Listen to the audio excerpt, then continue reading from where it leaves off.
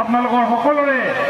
শ্ৰদ্ধাৰ প্ৰাৰ্থী প্ৰমীলা নানী বাইদেউ ডাঙৰীয়া ভোট দি জয়যুক্ত কৰিব আৰু মই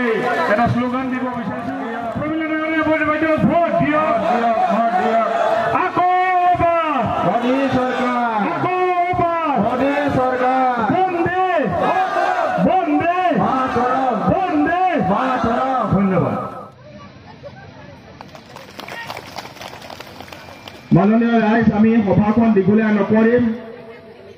আমাৰ ইয়াৰ পিছত আৰু नोंथांमोन आइ माव नोंथांमोन जों बर'लेण्ड नागिरा बे खोथाया जानो हाया जों बर'लेण्ड आन्दलन खालामनानैसो फैनाय मानसि दाख्लिबा आन्दलन खालामलायबाय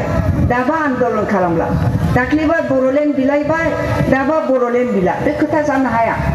बबे मा थांखिखौ लानानै एपिनि बिसायख'थि गेलेनो सिगां बिसायख'थिखौ थांखि आं बुंखाबायना उन्नति उन्नयन डेभेलपमेन्ट दा बिसोर माने इउनिटि अन्यान्य जनगोष्ठी बर'जों लोगोसे गुबुन गुबुन जाथिनि गेजेराव जाहाथे जोंनि बर'फोरखौ बिसास आरो आस्थायाव लानो हायो आरो बिनि गेजेरजों जों जाहाथे आवगायलांनो हायो सोमावसारनो हायो गावनि जौगानायखौ लाबोनो हायो बिनि थाखाय समन्वय रक्षा बिनि उनाव थामथियाव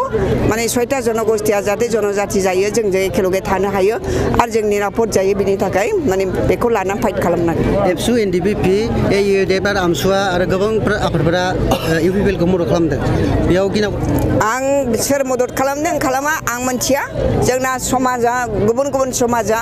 बे बर'जों लोगोसे नेपाली बर' नेपाली आदिबासि बेंगलि बयनिबो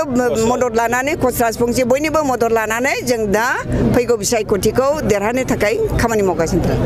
इउपिपिएलआ दाबि खालामदों दि 90% बर'फोरा इउपिपिएल भट होगोन बे बिसोरनि दाबि रायजोनाव सों